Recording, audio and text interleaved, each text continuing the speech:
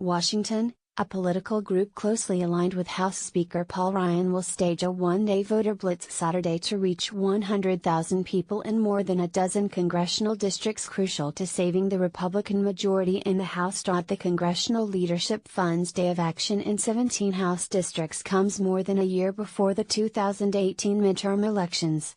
The effort, part of the Super PAC's plan to spend $100 million to influence House races, underscores the high stakes of upcoming House battles, and marks an early push by Ryan's allies to ensure that individual House races do not become a referendum on President Trump and his performance. We are trying to have a conversation with voters about 1, the local issues they care about, and 2, trying to make sure they understand what their member of Congress is doing to accomplish results on those local issues, Corey Bliss, who runs the Super PAC, told USA Today. It's never too early to start, Bliss said. The group's $100 million budget is twice its 2016 election spending, and would make it one of the biggest financial forces in the 2018 contest if it achieves that goal. But in a rare move for a Super PAC, the committee is deploying money to build a data and field operation that aims to reach 10 million voters in key districts by Election Day,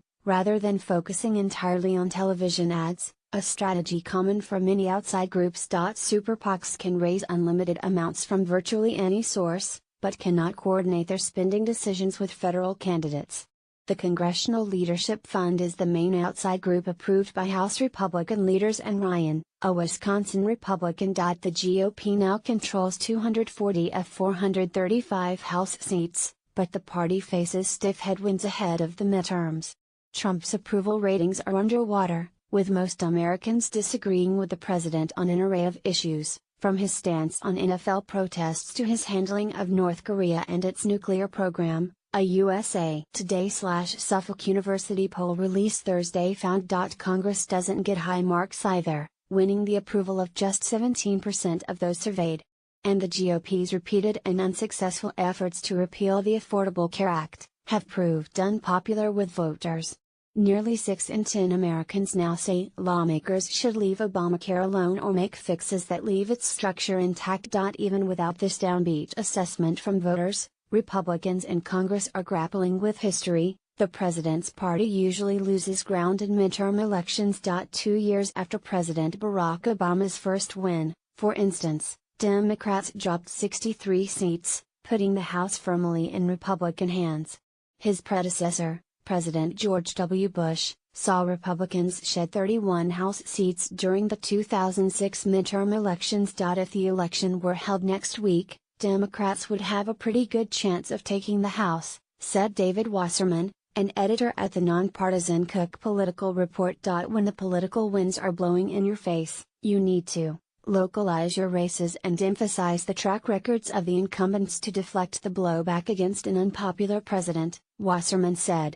He also expects CLF to hit Democrats hard on the airwaves. More new Democratic ads would give Steve Bannon assist in war against Paul Ryan, GOP incumbents. More, USA Today/Suffolk poll. Despite economic optimism, Americans worry about Trump and the future. Bliss, who ran Ohio GOP Senator Rob Portman's 2016 successful re-election effort, is credited with taking a ground-up approach in that campaign, emphasizing Portman's work on the issues that mattered to selected groups of voters, such as the combating the state's opioid addiction crisis or toxic blooms of algae spreading in Lake Erie.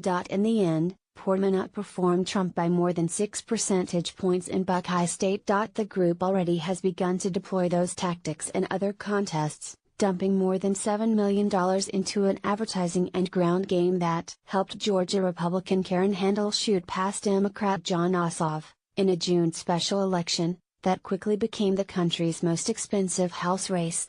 In one of its earliest 2018 moves, CLF opened in Omaha, Nebraska, field office in February to boost Republican Representative Don Bacon, who is seeking re-election in what could be one of the cycle's most competitive House races. Photo, Jack Gruber, USA Today. Bacon, a retired Air Force Brigadier General, beat then incumbent Brad Ashford, a Democrat, by 1.2 percentage points last November.